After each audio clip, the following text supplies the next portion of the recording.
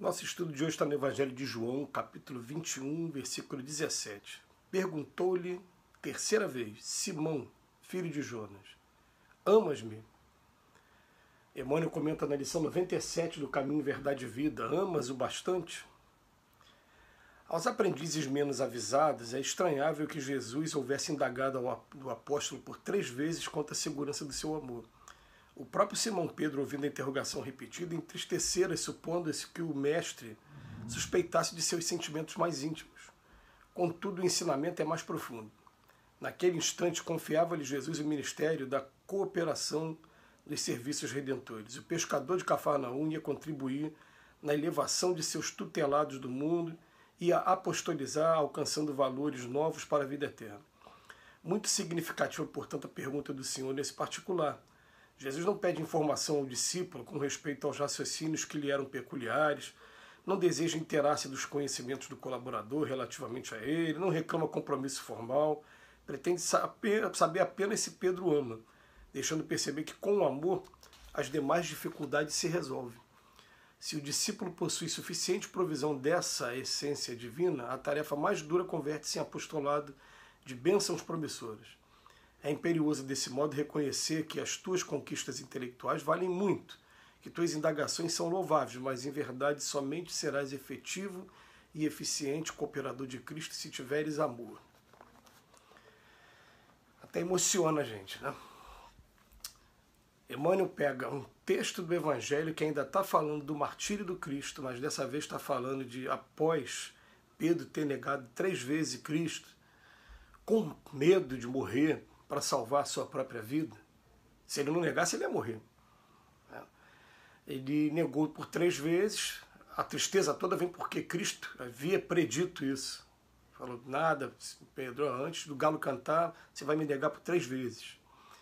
E depois, quando acontece o fenômeno da ressurreição, em que Cristo começa a reaparecer para os discípulos em espírito, ora se materializando, ora não, ora só aparecendo mesmo perispiritualmente, como tem a narrativa do Evangelho de João, né, que é o único evangelho que trata com mais detalhes, mais riqueza de detalhes sobre esse período. Primeira coisa que Jesus faz com Simão, pergunta para ele se ele ama por 3 vezes. Na terceira vez, quando ele responde, o galo canta de novo. E Pedro fica triste. Gente, quem poderia imaginar que o Emmanuel conseguiria dar essa interpretação para a gente? O que ele quis interpretar para a gente? Ele quis dizer para a gente, ó, Jesus somente perguntou se você ama. E aquela resposta foi suficiente. E ele termina a lição falando, ó, a bagagem intelectual, a sua dedicação, a cultura, tudo, se não tiver esse amor, aliás, é a mesma coisa que Paulo de Tarso fala na carta aos Coríntios também. Entre a fé, a esperança e o amor, ou a caridade, o mais importante é o amor, é a caridade. Ponto. Mas o Emmanuel vem trazer isso de uma maneira, mostrar naquele momento, Jesus está perguntando para Pedro, porque com aquele amor ele se tornaria o grande apóstolo. Sobre ele estava sendo depositada a confiança das pedras angulares de todo o edifício que se chama cristianismo nos dias de hoje. É uma coisa assim para a gente parar para pensar com muito carinho, com muito detalhe. Porque Pedro dali, junto com Tiago, eles pegam um imóvel muito simples e começam a receber as pessoas. As pessoas, quando chegavam no imóvel dele, tinham os primeiros socorros com relação ao lado físico, com relação a uma alimentação, ao que beber, e tinham momentos de estudo do Evangelho, de divulgação da Boa Nova. Naquela época nem existia o Evangelho escrito ainda. Ainda estava sendo tudo que havia aprendido do Cristo. Na maioria das vezes por tradição oral. A maioria dos discípulos nem saber escrever eles sabiam. Não eram aqueles intelectuais como eram Mateus, como eram Marcos, Lucas e João. Embora a gente saiba que Mateus e João eram discípulos diretos, tiveram contato com Cristo. Marcos e Lucas, Marcos era amigo de Pedro e Lucas amigo de Paulo. Lucas era um médico, e até o médico que escreveu o livro Atos dos Apóstolos. Mas a beleza da interpretação de Emmanuel hoje vem perguntar assim, ó, o amor cura uma multidão de pecados. Foi o que Pedro falou no final de sua vida. João, quando já não tinha mais forças, já era um senhor bem idoso, ele apenas pronunciava essa palavra, ama, ama-o bastante.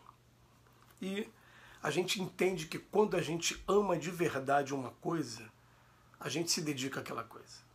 Você, quando ama de verdade, você perdoa 70 vezes 7, você se renova o tempo todo para poder estar se dedicando àquela coisa.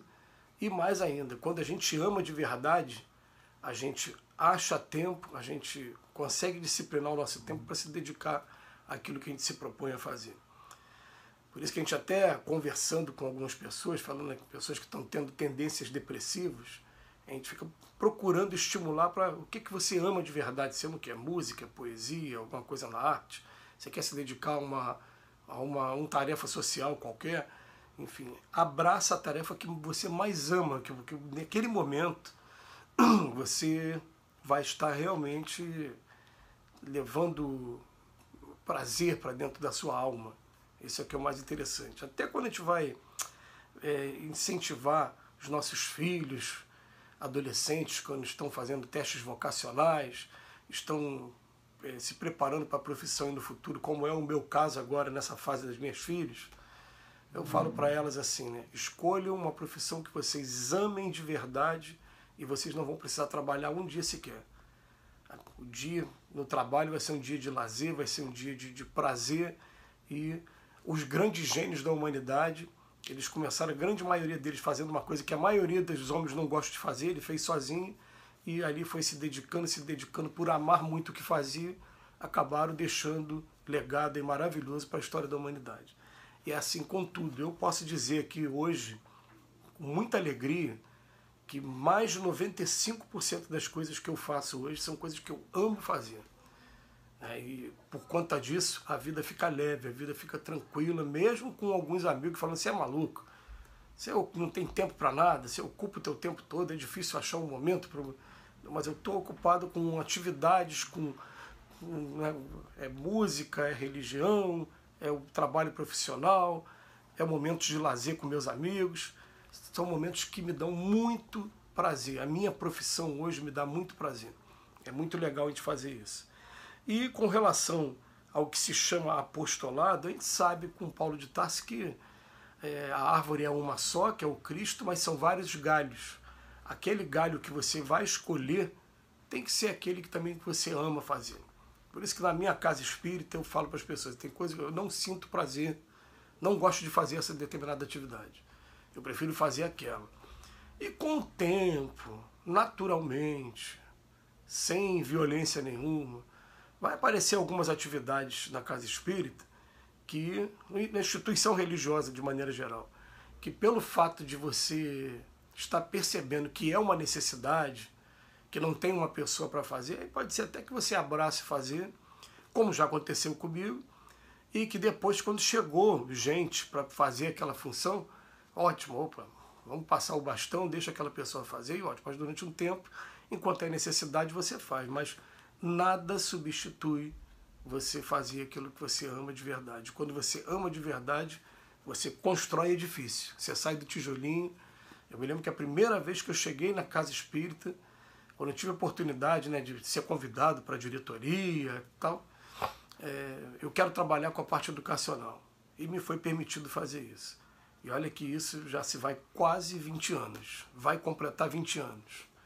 E muito feliz dentro daquilo que eu escolhi fazer até hoje. É a parte que eu gosto, essa parte de montar curso, de ver quais vão ser os assuntos, de chamar os instrutores, de conversar com os instrutores, de ver a interação dos alunos, de acompanhar agora online, é o que eu gosto de fazer. Então, essa mensagem aqui o Cristo só vai virar para a gente, me ama, ama meu trabalho, ama mim, ama tudo que eu represento. Então, segue-me, vamos comigo. E você vai trabalhar. Não quer que você esteja muito preparado intelectualmente, nada disso. Quer que você esteja motivado e a motivação maior é o amor. Que Jesus nos abençoe hoje e sempre.